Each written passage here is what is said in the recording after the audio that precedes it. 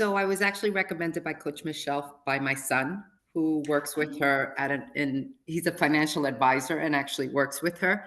And when I lost my job back in September of last year, he said, "Mom, I think it's someone you should really talk to, and she may help you along in the journey because being a little bit older and having not been unemployed many times in my life, it was startling. So he said, I think she'll be a great fit and help you along the journey. So I had my first interview with her and signed on.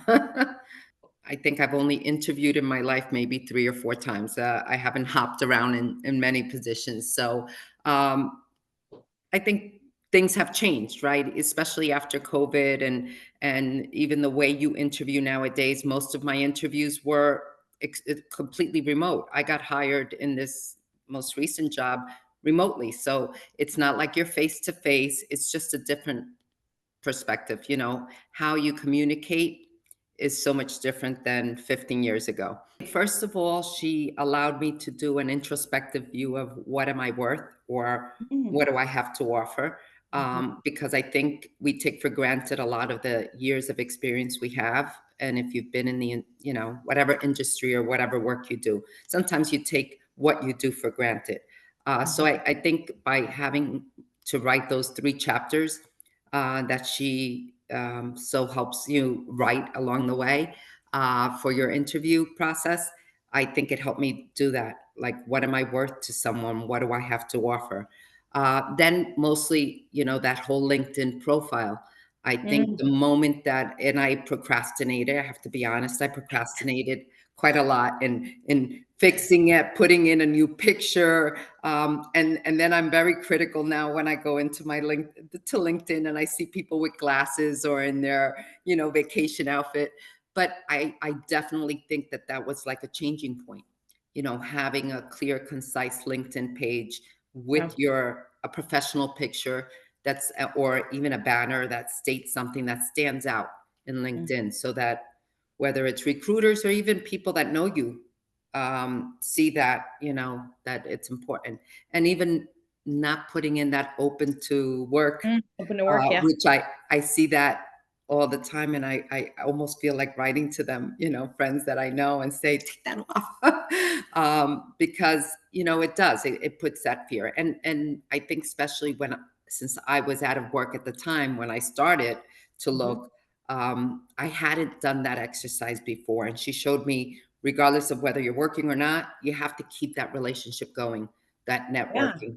And absolutely. that's the other thing, how to network, how to reach out to people, even if you don't know them, and not be afraid to, connect with someone and say, hey, I would love to catch up, know a little bit more about your position or a little bit more about what you do and, you know, what I can do for you, Yeah, right? And she helped me with that self-confidence and my how I see myself, how I portray myself, that self-confidence that I had lost by losing a job that I so much valued, right?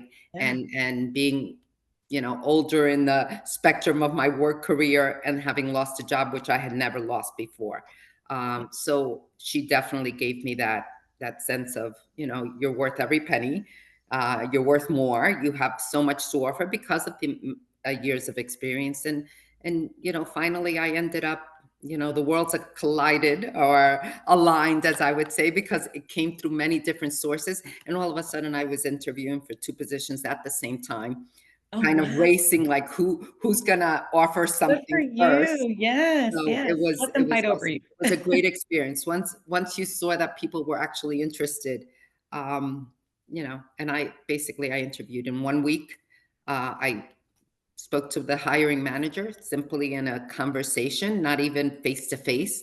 It was just a phone call. She couldn't talk. She was like on the run. And she scheduled all my meetings for the next week. And within exactly 7 days, I was hired. Awesome. I think you definitely need to do that exercise. And a lot of us Mhm. probably, and the longer you are in the industry, the less you care about that whole LinkedIn page.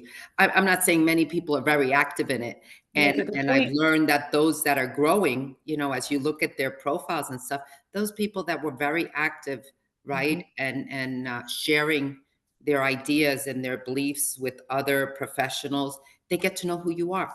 Yeah. And you have to invest in yourself, right? And that was Absolutely. the one thing I learned, even though I was out of a job and didn't know when I would get my next one.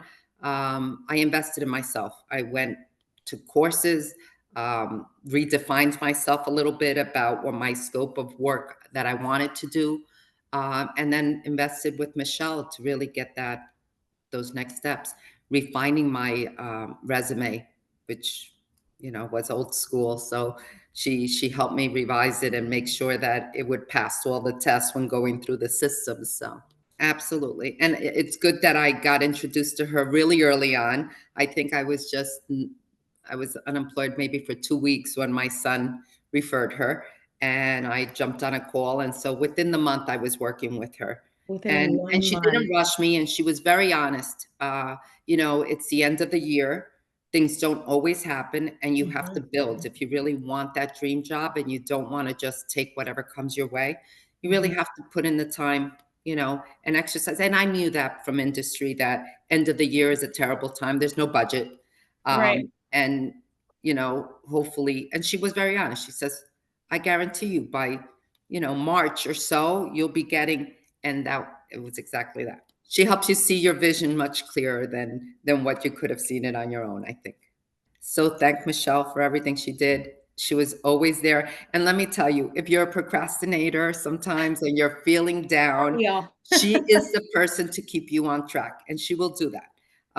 Firm and but always keeping you on track of what you should be doing.